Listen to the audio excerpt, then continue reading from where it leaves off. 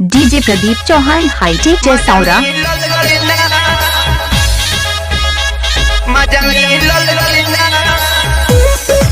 DJ Pradeep Chauhan hitech Jaisaura. पहिले राती पिया तंग कैले से जिया परात भर जंग कैले। सुना पहिले राती पिया तंग कैले से जिया परात भर जंग कैले। गोर कागज पे कलम दूर चलल कि ना, गोर कागज पे कलम दूर चलल कि ना, बोल बोल ए जान मजा मिलल कि ना, बोल बोल ए जान मजा मिलल कि ना।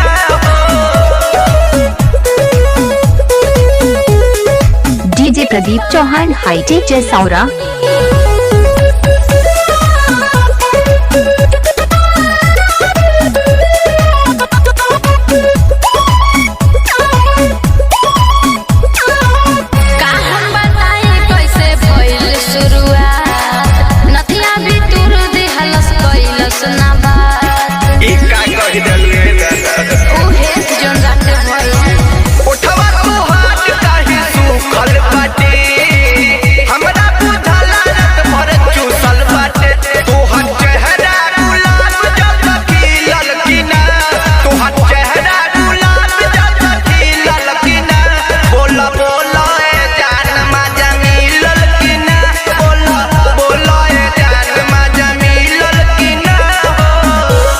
Pradeep Chauhan hitech Jaisaura.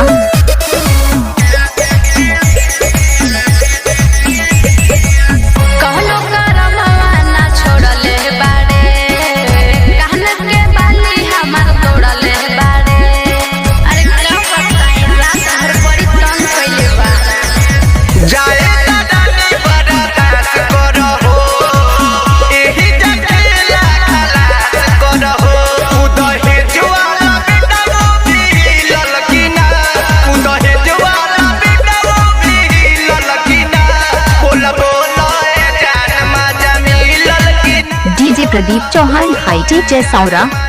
DJ Pradeep Chauhan hitech जैसौरा।